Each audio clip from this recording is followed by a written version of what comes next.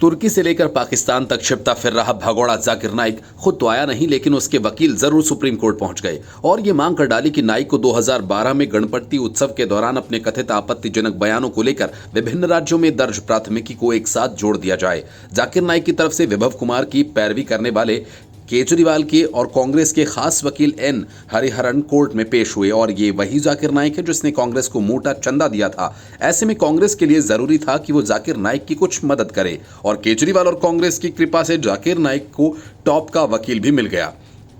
महाराष्ट्र सरकार की तरफ से पेश हुए सॉलिसिटर जनरल से न सिर्फ जाकिर नाइक की याचिका को खारिज किए जाने की मांग की गई, बल्कि उसकी याचिका के औचित्य पर भी सवाल उठाया। जस्टिस अभय एस ओका, जस्टिस एहसानुद्दीन अमानुल्लाह और जस्टिस ऑगस्टीन जॉर्ज मसीह की पीठ के समक्ष पेश सॉलिसिटर जनरल तुषार मेहता ने पूछा कि एक ऐसा व्यक्ति जिसे भगोड़ा घोषित किया गया है संविधान के अनुच्छेद 32 के तहत याचिका कैसे दायर कर सकता है। मेहता ने कहा कि जाकिर नाइक एक भगोड़ा है और वो सुप्रीम कोर्ट से इस मामले में हस्तक्षेप का हकदार नहीं। मेहता ने सुप्रीम कोर्ट रजिस्ट्री की तरफ से हुई गलतियों को भी चिन्हित किया और कहा कि याचिका पर जाकिर नाइक के हस्ताक्षर गायब हैं।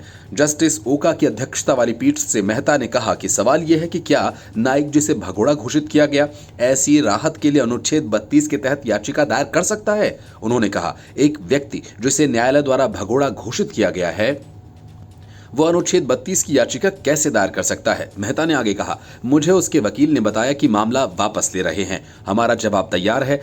इस पर नाइक की तरफ से पेश वकील ने कहा कि उसे मामला वापस लेने के संबंध में कोई निर्देश नहीं मिला है और याचिका में विभिन्न राज्यों में दर्ज लगभग 43 प्राथमिकी को एक साथ जोड़ने का अनुरोध किया गया।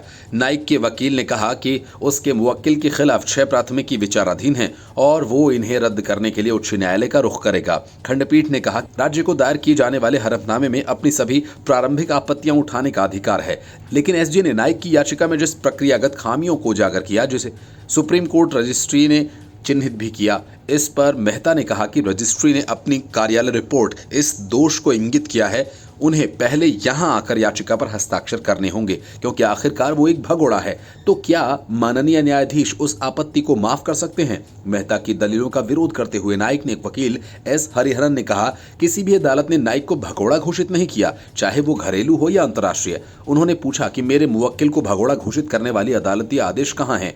ऐसा कोई आदेश नहीं है। जहां तक मामलों को एक साथ जोड़ने का सवाल है, शुरुआत में करीब 50 मामले थे जो अब घटकर 4 रह गए हैं। अगर ये अदालत चाहे और अनुमति दे तो हम इसे इस अदालत से वापस ले सकते हैं और क्षेत्राधिकार वाले उच्च न्यायालय में जा सकते हैं। इसके बाद शीर्ष अदालत ने नाइक के वकील को हलफनामा दायर कर ये बताने का निर्देश कि वो मामला जारी रखेगा और या इसे वापस लेगा।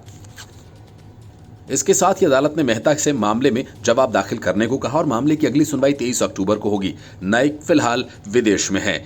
एनआईए कथित आतंकवादी गतिविधियों में उसकी संलिप्तता की जांच भी कर रही है। Bureau report, news of India.